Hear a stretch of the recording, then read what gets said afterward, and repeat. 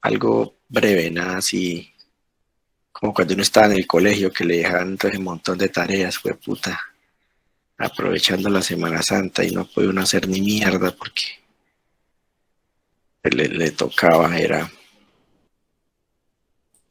dedicarse a hacer trabajos. Bueno, aquí abro un poco, abro el DCM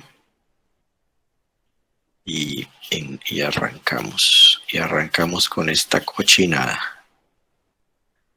Bueno.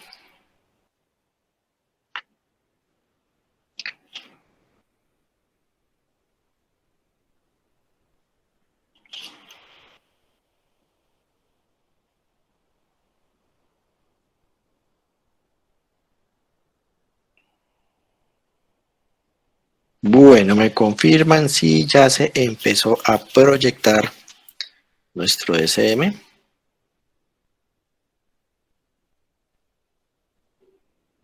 Sí, doctor. Bueno, gracias. Entonces, bueno, nos habíamos quedado en lo que era el trastorno de pánico. Pues el trastorno de pánico, no, la crisis de pánico. Habíamos mencionado que la crisis de pánico era una manifestación ansiosa muy extrema que por lo menos el 20% de la población del mundo, los seres humanos en algún momento de su vida la íbamos a sufrir. Muchas veces, la gran mayoría de las veces se da frente a una situación que la desencadena, situaciones estresantes que hacen que uno responda con toda esta descarga adrenérgica de los síntomas que ahí están observando, que hemos mencionado. Y que pues una crisis de pánico en general no significa mayor cosa, no hace un diagnóstico patológico, psicopatológico inmediato, que por consiguiente pues diferenciamos crisis de pánico de trastornos de pánico. Ahí hemos hablado de eso, habíamos mencionado cuáles son los síntomas que configuran la crisis de pánico, que eran básicamente estos 13 elementos, algunos de ellos que muchos hemos vivido ante situaciones de estrés que no necesariamente son pánico, pero que nos inducen estos síntomas, y otros que sí son propiamente pánico.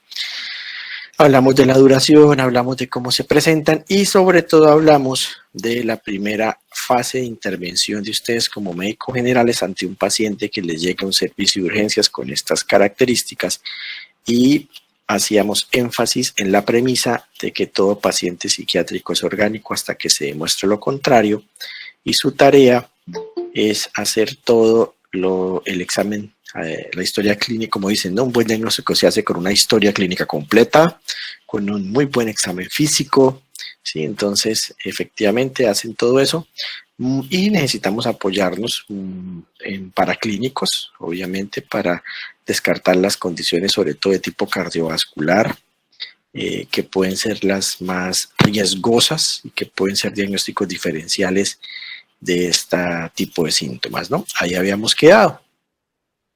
Entonces, bueno, doctores, ustedes hacen todos los exámenes, hacen una buena historia, un buen examen médico, examen físico, piden los paraclínicos y los paraclínicos salen normales.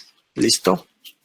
¿Qué paso siguiente llevan ustedes a cabo? El que quiera participar levanta la mano, le damos la palabra o pueden escribir por el chat. Entonces ya todos los exámenes salieron normales. ¿Listo? Todo muestra que el paciente no tiene una condición orgánica que esté amenazando su vida. ¿Cuál es el siguiente paso? ¿Qué hacen ustedes? Vamos a ver qué me escriben por acá. Estamos como en el servicio de urgencias, ¿no? Entonces, a ver, alguien que escriba psicoterapia, dice la doctora, pero usted no va a poder hacer psicoterapia en el servicio de urgencias. Lo máximo que uno hace es intervención en crisis, ¿no? Recuerden. Reinterrogar, ok, pero reinterrogarlo para preguntarle qué o qué, o para decirle qué.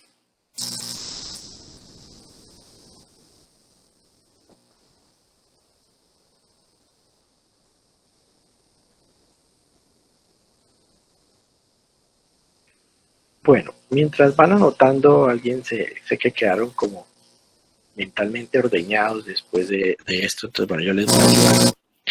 Eh, voy a cambiar la pregunta. ¿Cuál creen ustedes que es el error más común que cometen los médicos de los servicios de urgencias cuando un paciente con crisis de ansiedad le entregan los exámenes que muestran que todo está normal, que ninguna variable está llamativa? ¿Cuál creen ustedes que es el peor error que se suele cometer para que ustedes no lo cometan? Dicen aquí mandarlo para la casa. No, no necesariamente.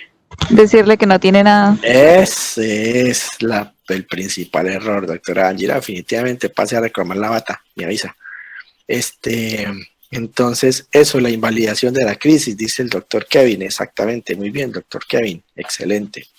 Ese es el error que se suele cometer más frecuentemente para que ustedes lo tengan presente y no lo cometan. Entonces, tienen ustedes todos ese montón de paraclínicos, el electro, las troponinas, el cuadro hemático, el dímero D, bueno, todo ese montón de cosas, si tuvieron posibilidad de pedírselo, y todo perfecto, todo perfecto.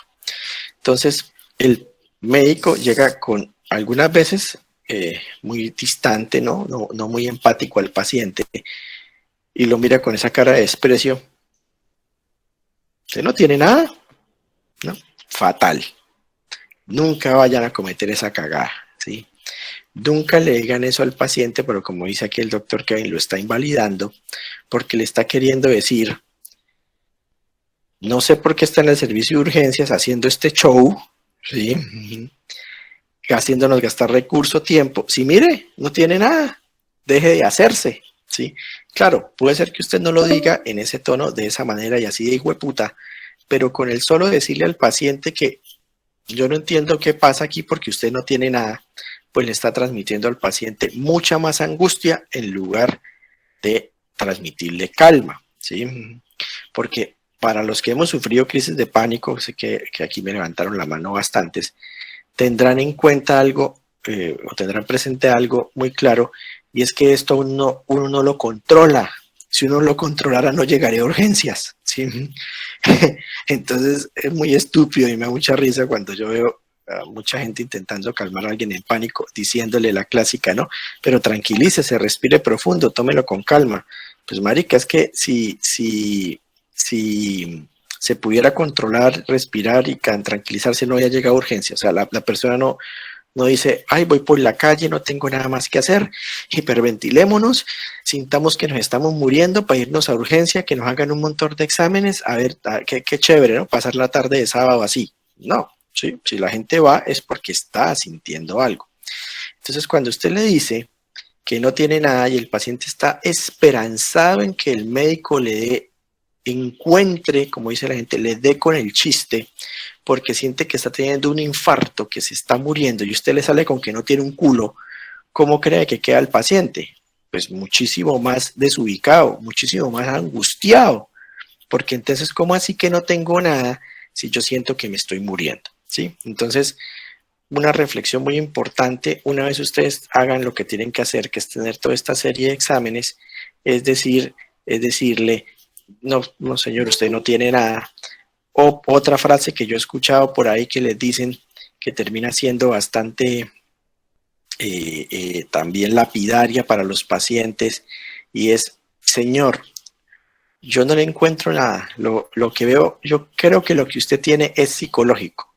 Cuando usted le dice al paciente que lo que cree que tiene es psicológico, da la impresión de que, ¿qué? Cuando usted le dice al paciente, es que yo lo que creo que usted tiene psicológico, ¿qué cree que entiende el paciente cuando usted le dice eso? ¿Que está loco? Ok, bueno, esa es una opción, pero algo un poco más, tal vez como agresivo. Que no hay urgencias, ¿sí? Que se le está inventando. Que se lo está inventando, eso es lo que la gente piensa cuando usted le dice que algo es psicológico, ¿sí? Entonces, si es algo psicológico es que lo está inventando, entonces como que sí, o sea, esta gente se siente agredida. Puede ser que usted no tenga esa intención, pero eso es lo que la gente siente, ¿sí? Entonces, bueno, siempre, entonces no le digan a los pacientes que por los que los paraclínicos salieron normales, no tienen nada, porque si tienen algo, ahí es donde empieza la mentira y el error del médico, porque si tiene, lo que pasa es que no salen los exámenes, ¿no? Entonces, bueno, ¿cuál sería la mejor manera de explicarle al paciente lo que le está ocurriendo a partir de que los exámenes le salieron normales? ¿Quién se arriesga? ¿Quién me da un modelo de evolución al paciente? ¿Qué le decimos? A ver, ¿quién quiere participar?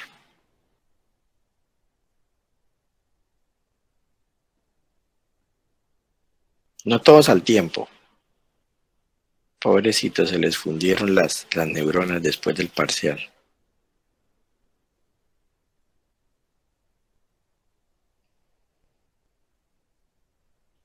No, esta gente está pa'l perro, ¿no? Están más dormidos que despiertos. Yo creo que se le podría decir como que qué bueno que pudo haber acudido a urgencias, ya se le hicieron como todos los exámenes pertinentes para poder descartar alguna enfermedad que hubiese tenido como un infarto o algo así, pero probablemente se pueda sospechar de algún problema psicológico y pues estaríamos, no sé, en observación y pues se haría el demás tratamiento para ese paciente. Bueno, muy bien, sí, digamos que en general estuvo bien, pero ojo con la palabra psicológico, ¿no? Porque es lo que acabamos de mencionar. Entonces, excelente en la primera parte, ¿no? Como lo dices, señor Gustavo, por ejemplo, en mi caso, señor Gustavo, hemos realizado todos los exámenes, exacto, eso está perfecto, ¿sí? Hemos realizado todos los, porque eso le va a dar a entender al paciente que usted hizo lo que tenía que hacer, ¿sí? Hemos realizado todos los exámenes pertinentes, sobre todos aquellos para las condiciones que pueden ser más riesgosas para su salud y de las que usted tal vez más miedo tenía, como estar infartado, tener una trombosis o algo así terriblemente grave. Eso no es lo que tiene, no se ve evidenciado en los exámenes, ¿listo? Esa es la primera parte, eso es supremamente importante, que se le hicieron todos los exámenes y que los exámenes no que no sale nada, porque es que eso no es lo mismo decirlo de esa manera a decirlo de esta manera, ¿sí? Los exámenes se le hicieron y las cosas más graves, ¿sí? Como infarto, como decía ahorita la doctora Camila, infartos y cosas de ese tipo, están descartándose a través de estos exámenes, ¿listo? Así que lo que probablemente le está ocurriendo no es un daño en su corazón o en algún otro órgano, sino posiblemente que su cerebro, acuérdese de la depresión, acuérdense cuando hicimos los ejercicios de depresión, sino que posiblemente en su cerebro algunas sustancias que regulan la ansiedad por alguna causa que tendremos que analizar se dispararon, ya, ¿sí? Eso es más o menos lo que toca decir. Eso sí es más entendible para el paciente, eso sí le da una respuesta. Entonces, posiblemente el paciente dice, ok, sí, o sea, lo que yo estoy sintiendo entonces no es porque el corazón me esté fallando, sino es que en el cerebro como que los nervios se me están desajustando. ¿Listo? Algo así más o menos. Traten de no usar el término psicológico por la connotación que la gran mayoría de personas le tiende a dar, sobre todo en los servicios de urgencias, que se lo están inventando, ¿sí? Entonces, es una forma de decirlo. Dice aquí el doctor Kevin, comprobamos que la causa de su consulta no tiene un origen orgánico, por lo que vamos a buscar otra explicación asociada a su estado de ánimo, ¿no? Está excelente, ¿sí? Pero es una buena explicación para una persona que tenga pues un buen nivel cultural, de pronto un colega, ¿no? Sí, porque uno pues también atiende colegas, ¿no? Llegan a los servicios de urgencias, o alguien del personal de enfermería, o sí, o un terapeuta, alguien del área de la salud, de pronto entiende esta explicación así tal cual, ¿no? Porque entiende a qué hacemos referencias cuando hablamos de origen orgánico y cuando hablamos de que puede ser una explicación asociada al estado de ánimo. La gente del área de la salud puede entender que tal vez le están hablando de depresión, de ansiedad, de cosas estresantes. Pero a la población en general, por ejemplo, a alguien del campo, a un operario, a una persona de pronto agricultor o obrero, de pronto ese texto específico le resulta bastante abstracto, ¿no? Como que origen orgánico, hijo de puta, eso tendrá que ver que con órgano, organeta, ¿no? Así como cuando tocaban allá en la iglesia, o eso cómo será, ¿no? Entonces, un poquito menos elaborado, ¿no? Preguntarle sobre situaciones de estrés que esté sufriendo, sí, ok, entonces eso, sí, también es una opción. Que se le puede sugerir al paciente, ¿sí? Usamos la técnica de lo que llamamos sugerencia. Entonces, terminamos la frase anterior. Entonces, bueno, los exámenes han mostrado que los órganos de más riesgo, como el corazón y eso, no parecen estar dañados o poniendo en riesgo su vida. Así que muy probablemente esto tenga que ver con que alguna sustancia en el cerebro que controla la ansiedad, los nervios, se disparó. No sabe muy bien la causa. ¿Cree usted que haya estado sometido a estrés o a situaciones más angustiosas de lo usual en estos últimos días? Entonces ahí la persona le podrá decir a uno, no, sí, doctor, la verdad es que, qué sé yo, dejé embarazada a una muchacha y tal, y sí, entonces, bueno, empieza a aparecer como las llaves de lo que pudo ayudar a disparar la crisis de pánico. Que si bien es cierto, no es mentira que pueda tener unos componentes psicológicos, pues la crisis se origina en unos elementos biológicos, ¿sí? O sea, la crisis de ansiedad no aparece sola, así como un fantasma de la nada, sino que es producto de ese disparo por allá del locus coeruleus, de adrenalina, de todo el desbalance de ese eje córtico, pituitaria, hipófisis pituitaria, corteza suprarrenal, ¿sí? con descargas de cortisol, con todo lo que es la respuesta al estrés. Entonces, todo esto, digamos, sí tiene una base biológica que se desencadena por componentes psicológicos muchas veces, pero tiene una base biológica. Entonces, no es que el paciente pues se lo esté como inventando o que lo pueda controlar muy voluntariamente. Entonces, por eso el tema psicológico no es muy bueno. Listos, entonces tenemos ya claros cómo identificamos la crisis de pánico, ¿cierto? Sabemos que muy probablemente nos van a llegar urgencias a todos en algún momento de nuestra vida, o nosotros la vamos a sufrir, también puede pasar. Sabemos que lo que hay que hacer desde el punto de vista médico general y de primer nivel es un muy buen estudio clínico y los paraclínicos pertinentes para descartar lo más grave. Y una vez eso está claro, devolverle al paciente que los hallazgos no están mostrando nada grave. Eso da bastante tranquilidad, aunque no es que el paciente quede ya bien, perfecto, tranquilos, pero sí ayuda bastante. ¿Listo? Eso en cuanto a esa primera parte. ¿Qué haremos a continuación, doctores? ¿Qué se les ocurre que viene? Vamos a ver si les doy un coscorrón o se ganan otro lapicero. Después de eso, ¿qué harían ustedes?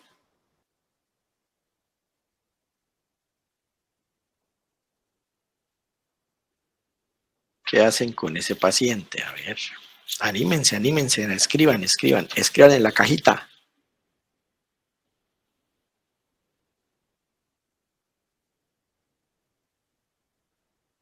O abran la jeta si les da pereza. Un examen mental, no, pues ya el examen mental lo debieron haber hecho, Diego, pues para poder... Pues, ya es que hacen ahí con el paciente que está en observación, ya le miraron los exámenes.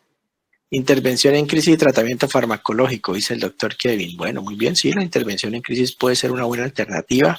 Y tratamiento farmacológico, excelente, bueno, muy bien.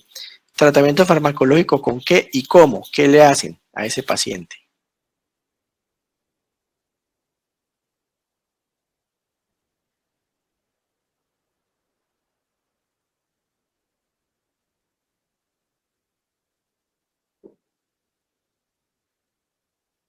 Lo que les ocurra, ¿no? No se pongan a buscar. Benzodiazepina, listo, excelente. Eso era, bien, doctor Kevin.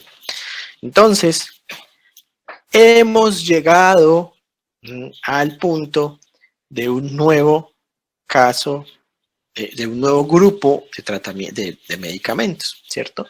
Que de hecho teníamos en remojo, ¿sí? De los mismos creadores de los tratamientos farmacológicos para el trastorno de la adaptación, ¿sí?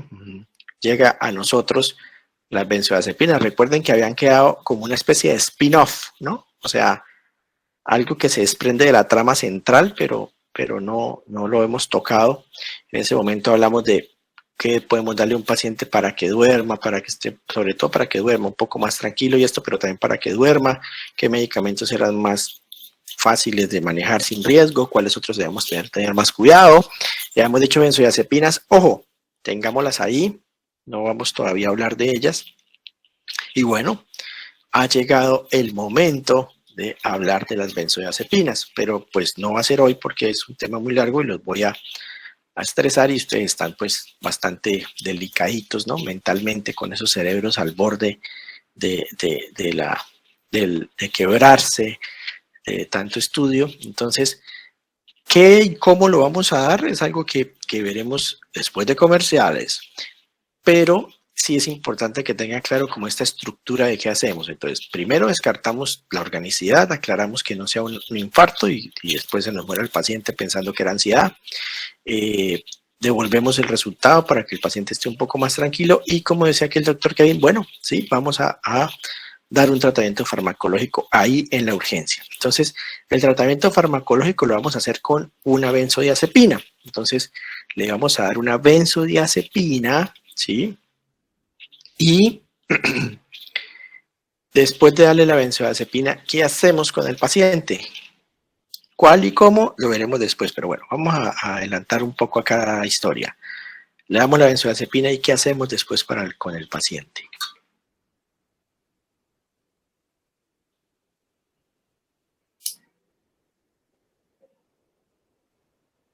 Después de darle la benzodiazepina. Alguien que no sea Kevin, porque... Oiga, en serio que me va a tocar ponerles un cuisecito a ver si reaccionan. Ole. Dejar en observación, dice Angie, ¿ok? ¿Listo? Dejar en observación a ver cómo le cae la benzodiazepina. Sí, listo, se calmó y ya. ¿Qué hacen con el paciente? Ah, en observación para mirar tolerancia. Perfecto. Sí, la toleró. Le cayó bien la benzodiazepina. ¿Qué hacen con el paciente?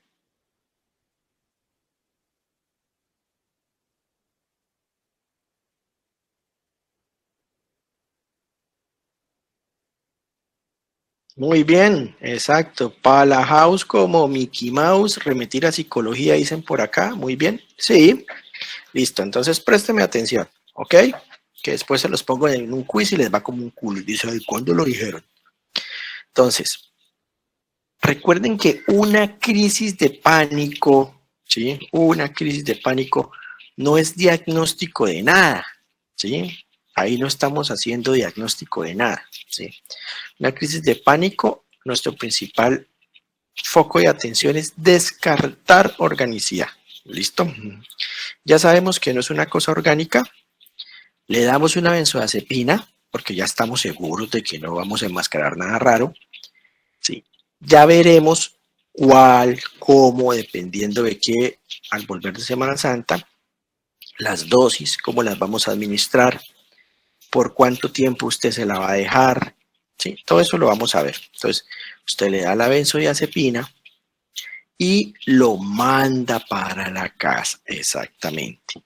No está de más remitir a psicología, está perfecto, porque seguramente si hay unos elementos ahí de estrés, en psicología le van a ayudar a manejarlo, entonces listo, lo remite a psicología y para la casa, como dicen, con signos de alarma e indicaciones.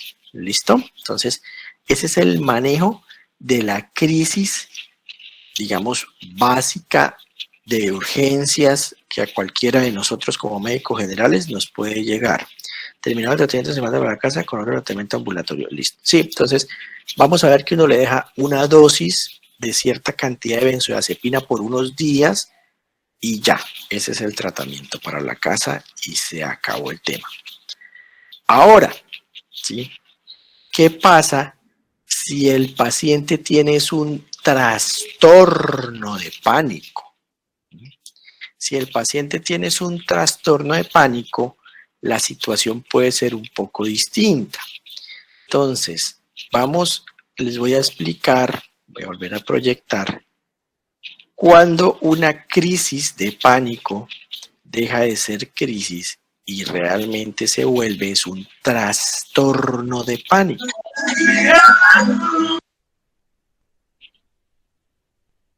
Severa rumba la doctora Carla, ¿no? Muy bien. Entonces, cuando un trastorno, cuando una crisis de pánico deja de ser crisis y se vuelve es un trastorno de pánico. Entonces, bueno, aquí vamos a mirar ahora sí ya completo el trastorno de pánico. Entonces, para tener un trastorno de pánico, doctores, se necesita que se tengan ataques de pánicos, mire, imprevistos recurrentes. Empezamos a tener una característica, imprevistos recurrentes. O sea que si usted tiene ataque de pánico cada vez que su mujer le arma un mierdero y lo casca, ¿sí? Pues eso no es tan imprevisto, está teniendo un desencadenante muy claro, ¿sí? Si usted tiene un ataque de pánico cada vez que sale a exponer, pues probablemente no sea un trastorno de pánico, probablemente sea una fobia social o algo así, porque hay una causa muy clara, un detonante muy claro, ¿sí? Si usted tiene un ataque de pánico cada vez que se sube a un avión, ¿sí? Pues posiblemente estamos hablando de una fobia específica.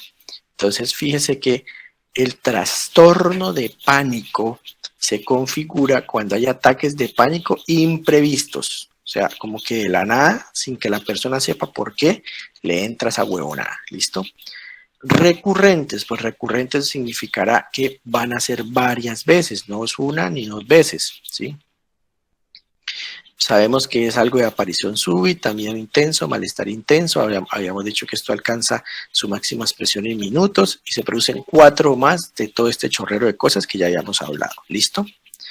Ahora, hay algunos síntomas, mire, se pueden observar síntomas específicos de la cultura, acúfenos, dolor de cuello, dolor de espalda, gritos o llanto incontrolable, y estos síntomas no cuentan como uno de los 4 síntomas requeridos. Entonces, si algunos de los síntomas son estos síntomas que se ven en algunas culturas como pitos en los oídos, cefalea, dolor de cuello, grito, llanto, esos no van a contar como criterios, como ítems de este criterio, ¿no? Tenerlo en cuenta porque eso a veces uno no lo tiene en cuenta y asume que cualquier cosa ya está configurando la crisis de pánico. Y viene la diferencia más importante entre la crisis y el trastorno. ¿Cuándo se vuelve un trastorno? Entonces se vuelve un trastorno cuando al menos a uno de los ataques le ha seguido un mes o más de uno o los 2 hechos siguientes. Es decir, si la persona tuvo una crisis de pánico y durante el periodo de tiempo de un mes siguiente a ese ataque de pánico, la persona ha desarrollado alguna de estas 2 cosas o las 2, se configura un trastorno de pánico. ¿Cuáles van a ser esas 2 condiciones? Inquietud o preocupación continua acerca de otros ataques de pánico o de sus consecuencias, como perder el control, tener ataque al corazón o volverse loco. Si la persona tuvo una primera crisis, ¿sí? Y después de esa primera crisis, la vida se le vuelve un 8. Todo el tiempo está angustiado. Todo el tiempo tiene miedo de que eso le vuelva a dar y en cualquier momento se va a morir. No tiene vida porque eso le trastocó su tranquilidad. Ya con eso es suficiente para diagnosticar un trastorno de pánico.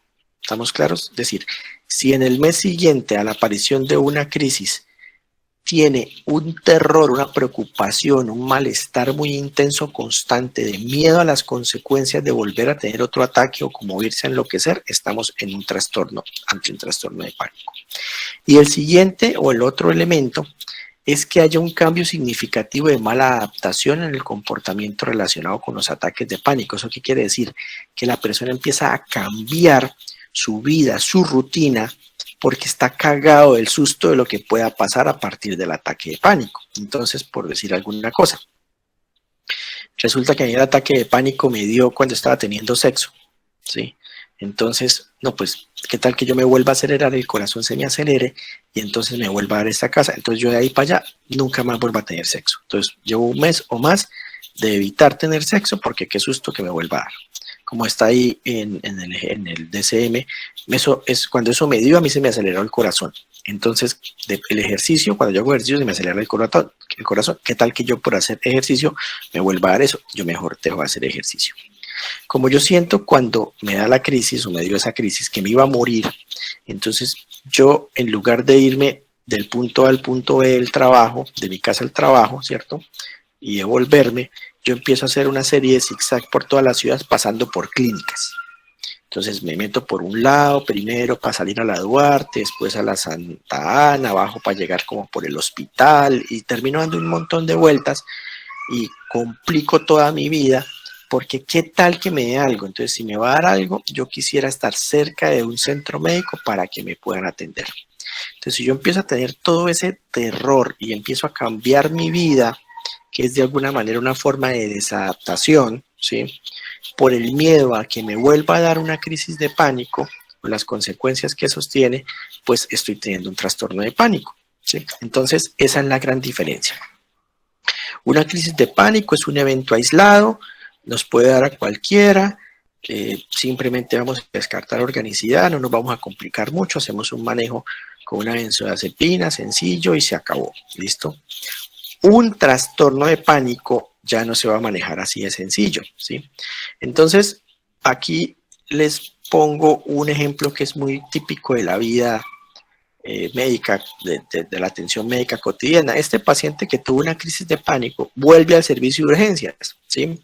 Vuelve al servicio de urgencias, pongámosle al mes para facilitar acá el tema de diagnóstico.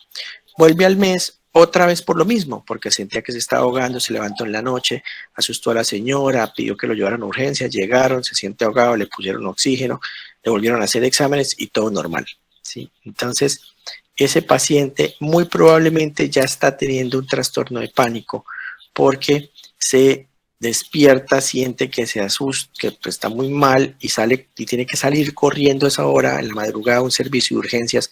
Entonces, muy probablemente es un paciente que ya no tenga solamente una crisis, ya ahí sí tenga un trastorno de pánico, ¿sí? Y al trastorno de pánico lo manejaríamos diferente de la crisis de pánico, doctores. ¿Ustedes qué dirían? A ver, ya para ir cerrando el día de hoy y no alargar tanto la cosa, pero que sí, dice aquí la doctora Camila. Bueno, ¿en qué sería igual y qué sería distinto? A ver. ¿Hasta dónde el algoritmo de atención, digamos, es igual y dónde empieza a cambiar?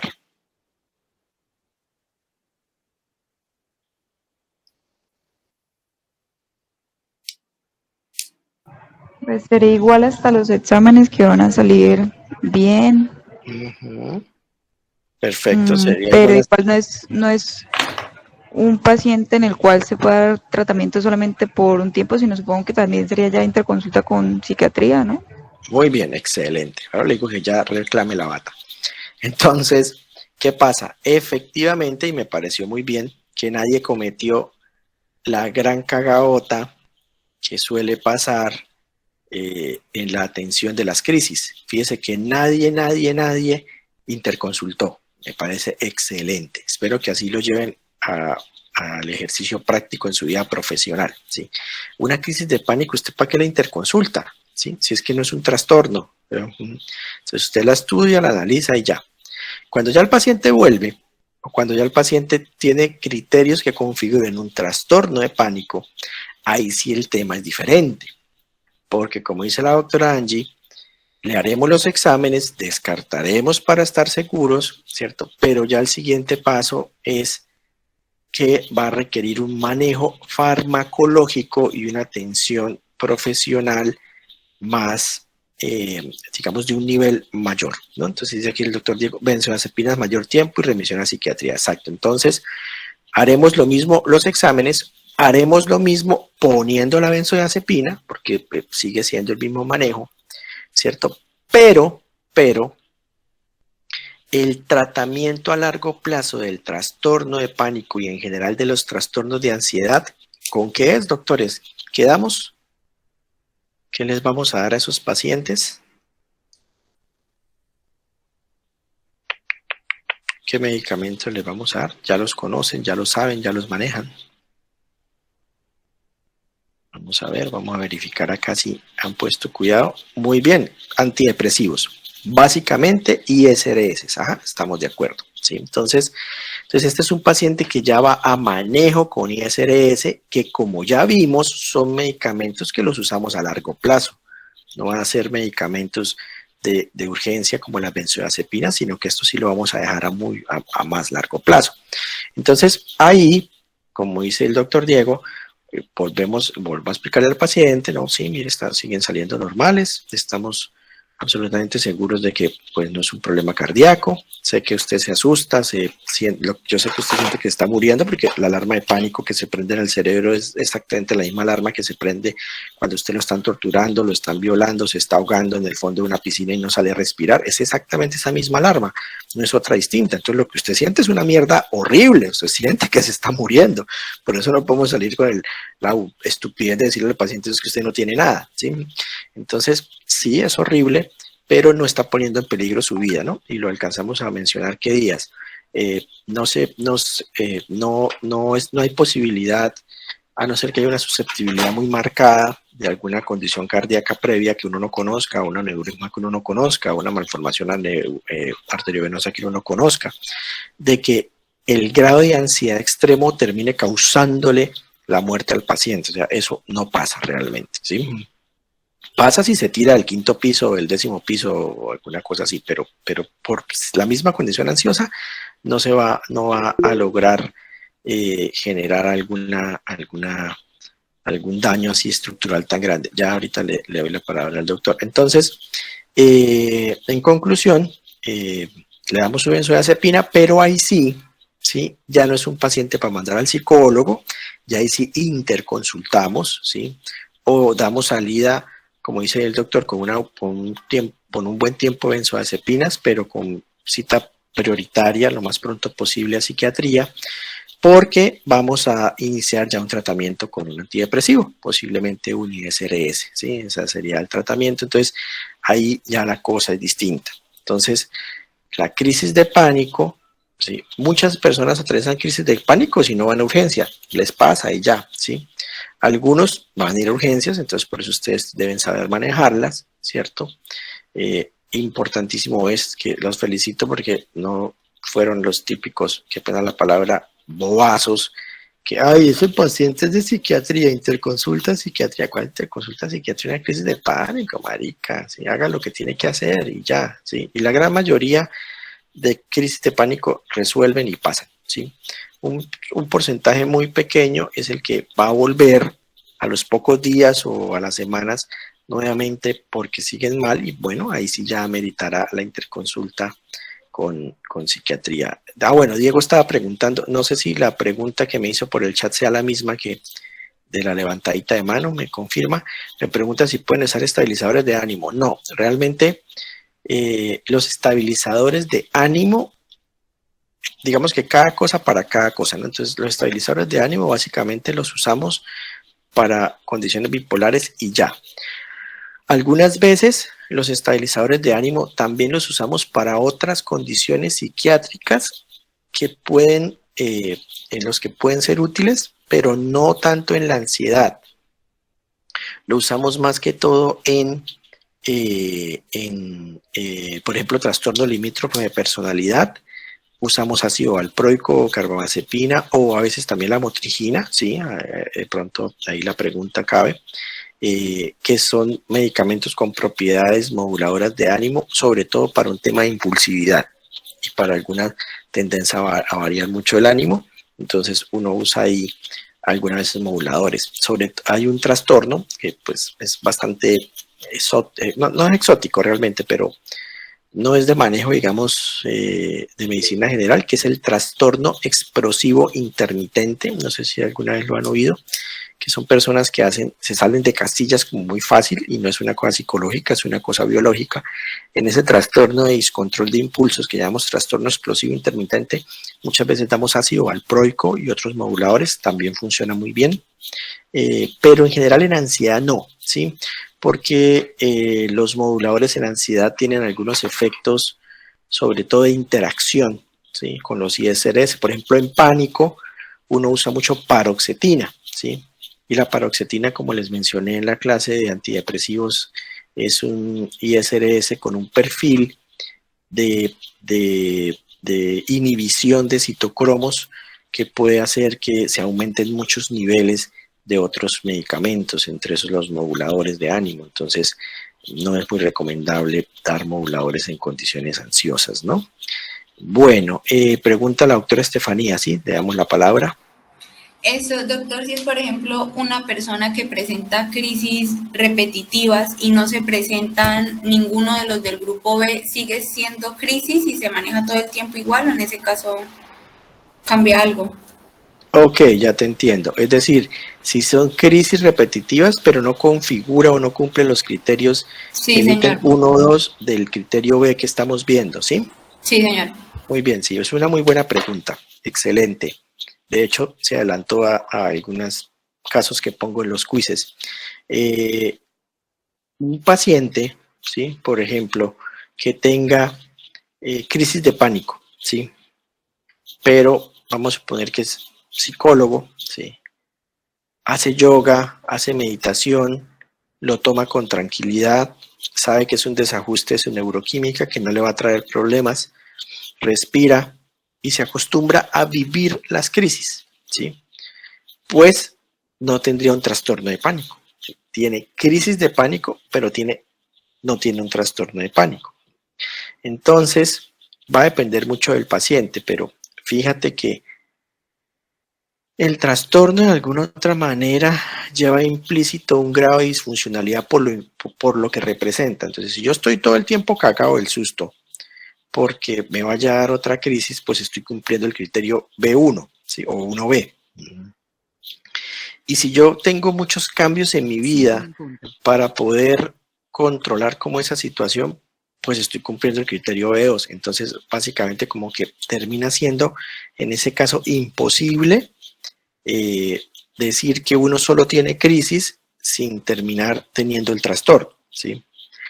Pero, o sea, eso es muy extraño, pues poco probable, pero puede llegar a pasar, como el ejemplo que te estoy poniendo. Entonces, en el ejemplo que te estoy poniendo de un psicólogo que practica yoga, meditación, siempre tiene crisis de pánico, no se le van, pero no vive asustado por esas crisis ni hace cambios en su vida de manera significativa por la presencia de esas crisis, pues no tendría un trastorno de pánico, simplemente tiene crisis de pánico recurrentes, ¿sí? Y el manejo, en ese caso, pues, digamos que queda, pues es evidente que el manejo es psicológico o que este paciente en particular pues lo está logrando manejar psicológicamente, con técnicas de respiración, con técnicas de yoga, con meditación, con relajación, con otras estrategias. Entonces, eso es posible, ¿sí? No, a pesar de que, pues obviamente como uno como psiquiatra siempre le apunta a lo farmacológico y todas estas cosas, eso puede ser posible en alguna medida, ¿sí? Hay pacientes que en algún momento tienen trastorno de pánico, pero con las intervenciones psicológicas sin necesidad de intervenciones psicofarmacológicas logran disminuir mucho las crisis, sobre todo el miedo a lo que pasa es lo que más desajusta al paciente. Entonces, si eso se logra controlar, muchas veces con solo manejo psicológico salen adelante y no necesitan más cosas.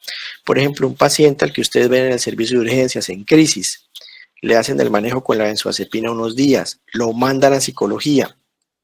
En psicología se identifican los elementos que lo pusieron así de mal, de pronto un tema de pareja, se trabaja, se maneja, se le ayuda al paciente con técnicas de relajación, con técnicas de respiración, con yoga, con mindfulness, con meditación. El paciente juicioso y lo hace muy bien, muy probablemente puede hacer que vuelva a tener crisis, pero ese paciente no termina otra vez en urgencias, ¿sí? Ese paciente no llega, de pronto no llega nunca a valoración de psiquiatría porque las aprende cómo manejar, aprende a cómo tener control, a saber que no va a pasar nada grave. Es que el problema de la crisis es que lo que se siente es tan horrible que uno siente que se va a morir, por eso pide ayuda, ¿sí?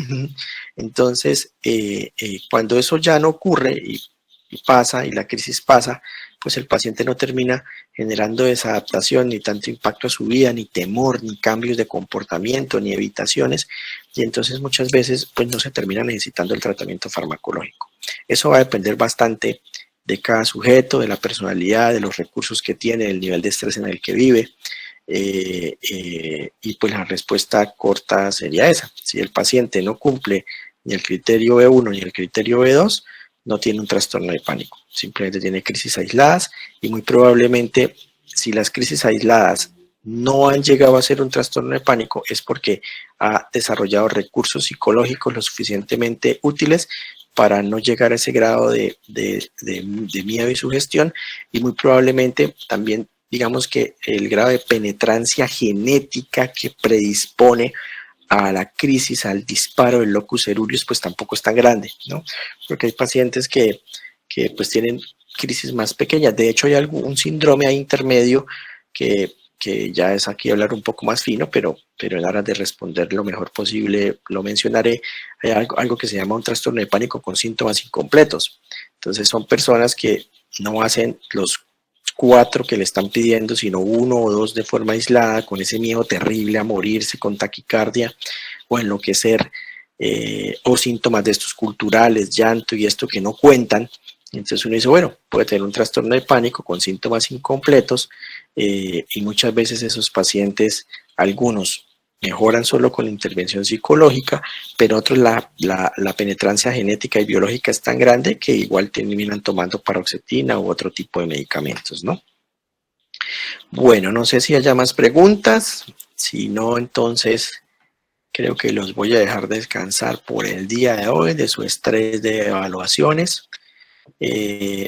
A través del monitor les haré llegar las actividades de pronto que haremos en esta Semana Santa, que no son tampoco muchas. Y bueno, entonces que descansen, nos estamos